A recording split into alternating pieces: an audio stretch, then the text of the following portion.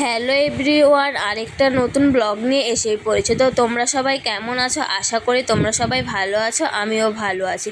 তো সকাল সকাল স্নান করে ঠাকুর ঘরে পুজো দিতে এসে পড়েছি। দেখো বন্ধুরা, আমি ঠাকুরের থালা বাসন বের করেছি মাজার জন্য। আর ওই দেখো আমার কাজ বাড়িয়ে দিচ্ছে, দেখো বাড়িয়ে কি কমিয়ে দিচ্ছে, ও মেজে দিচ্ছে। বাবা তাকাও, আমার দিকে তাকাও শোনা, দেখো ও ব্যস্ত বাসন মাজায়। তো বন্ধুরা, তোমরা তো দেখতেই পেলে যে সোনা বাসনগুলো নিয়ে খেলা করছে। তো ওইদিকে আমি ঠাকুর ঘরটা মুছে এখন এসে পড়েছি বাসন মাজতে।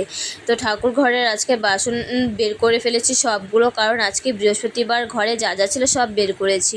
প্রদীপ বলো, ঠাকুরের ঘট বলো, সব কিছু, মানে জানোই তো বৃহস্পতিবার সব কিছু মাজতে হয়, তাই সব কিছু বের করে নিয়েছি। এখন ভালো করে মেজে নিচ্ছে, তারপর ধুয়ে নিব। এদিকে জানো তো, আগে আমি রোজ দিনই পুজো দিতাম, এখন আর দেওয়া হয় না। কারণ সোনা খুব অত্যাচার করে, মানে আমাকে কোনো কাজ করতে দেখলে ওর বেশি আর কি, কি বলবো, বেশি অত্যাচার শুরু হয়ে যায়।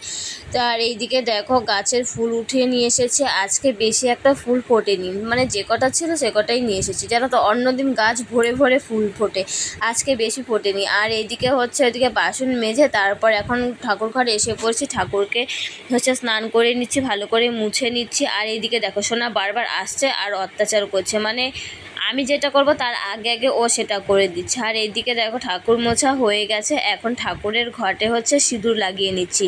ঠাকুরের ঘটে লাগাবো, আমের পল্লবে লাগাবো, তারপরে সে পান পাতাতে লাগিয়ে নেব। আর এইদিকে আমার একটা যা এসেছিলো, জেঠি শাশুড়ির ছেলের বউ, ওর সাথে একটু কথা বলছিলাম। তো আমার যা হসপিটালে ভর্তি, তো ওর জন্য ভাত নিয়ে যাবে, তাই আর কি বলছিলাম। তো ও এইদিকে দেখো ঠাকুরের ঘট বসিয়ে দিয়েছি। আর এইদিকে যেন আমাদের আর কি ঠাকুরগুলো আমরা জয়গুরির দীক্ষিত। আর ওটা যে দেখতে পেলে ওটা শাশুড়ির দীক্ষিত, সেটা ঠাকুরটার নামটা আমার অ্যাকচুয়ালি মনে নেই। আর এইদিকে দেখো তোমাদের সঙ্গে কথা বলতে বলতে আমার পুজো দেওয়া হয়ে গেছে। পুজো দিয়ে তারপর এসে পড়ছি রান্নাঘরে।